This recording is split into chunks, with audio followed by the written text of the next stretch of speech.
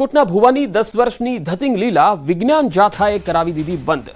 અમદાવાદના મેટોડામાંથી ઝડપાયો ભુવો મહેશ મંજીવાળા। આરોપી ભુવો દાણા જોઈ 5100 થી લઈને ₹1 લાખ સુધીની ફી વસૂલતો હતો। ભેજાબાજ ભુવો ભોળા લોકોને અંધશ્રદ્ધાની આડમાં ફસાવી તંત્રવિદ્યા સ્મશાનમાં વિધિ કરવાના નામે પૈસા પડાવતો હોવાનું ખુલ્યું। બીજી તરફ ભુવાનો વાયરલ વિડીયો પણ લોકોમાં ચર્ચાનું કેન્દ્ર બન્યો। ભુવાની જાળમાં ફસાયેલ દંપતીએ વિજ્ઞાન જાથાને માહિતી આપતા જયંત પંડ્યાએ પોલીસની ટીમ સાથે પહોંચી ભુવા મહેશ મંજીવાળાને તેના સાગરીતો સાથે ઝડપી પાડ્યો। પોલીસ તપાસમાં ભુવો રિક્ષા ચલાવતો હોવાનો પણ ખુલાસો થયો।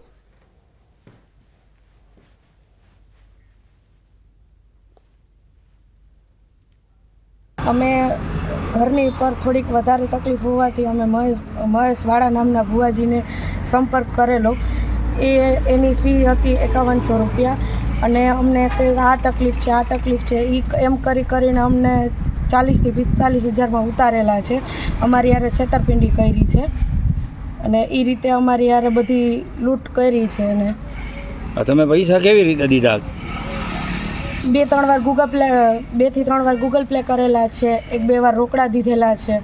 એ રીતે આપણે તમારી પાસે હતા કે તમે કઈ વસ્તુ વેચી? અને અમારી એક રિક્ષા પણ હતી ઘરની, વેચીને અમે રૂપિયા આપેલા છે। અમે છે ને વ્યાજના દરજામાં છીએ, રોજ વ્યાજ ભરીએ છીએ, એના હિસાબે અમે વ્યાજના ચક્કરમાં પણ પડી ગયા છીએ। સારું થઈ જાય પણ કઈ સારું કર્યું નહીં અને હાથ ઊંચા કરી દીધા છે। અત્યારે કઈ જવાબ આપતો નથી। પૈસા પરત માગવાનું કીધું તો કે તમારા થાઈને કેસ કરો, અહીંયા કેસ કરી લો ધમકી આપે છે અને રોડ ઉપર આવીને એના ભાઈને બધા ધમકી મારે છે કે હવે ક્યાંય ઘરે આવ્યો તો તારા ટાટિયા ભાંગી નાખશું ને કાં ઘરે આવીને પૈસા લઈ જાય ને એવી ધમકી મારે છે। એટલે આવા ભૂવાથી બહુ દૂર રહીએ એવું મારું પબ્લિકને કહેવાનો મતલબ એવો છે કે કોઈ એવા ભૂવા પાસે જતા પહેલાં 7 વખત વિચાર કરજો। આ ભૂવો છે આંકડાનો જુગારનો શોખીન હતો અને લોકો પાસે રૂપિયા પડાવતો હતો અને પોતે નગ્ન હાલતની અંદર પણ એનો વિડીયો વાયરલ થયો હતો, એ પણ સામે આવ્યો હતો।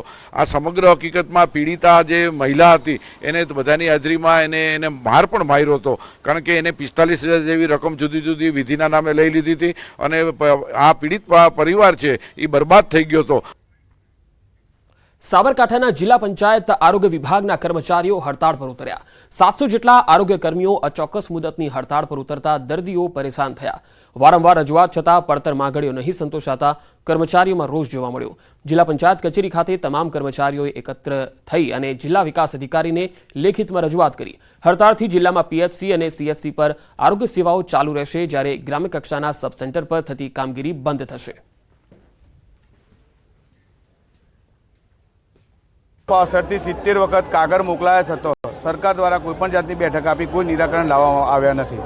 અમારો મુખ્ય મુદ્દો ટેકનિકલ છે, જે ટેકનિકલ માટે સરકારશ્રી દ્વારા કમિટી રચવામાં આવી હતી। કમિટી દ્વારા અહેવાલ રજૂ કરવામાં આવ્યો છે। અહેવાલ કર્યા પછી સરકારશ્રીએ હજી સુધી ઠરાવ કર્યો નથી। જો સુધી ઠરાવ ના થાય ત્યાં સુધી હવે આ અચોક્કસ મુદતની હડતાળ પૂરી થશે નહીં।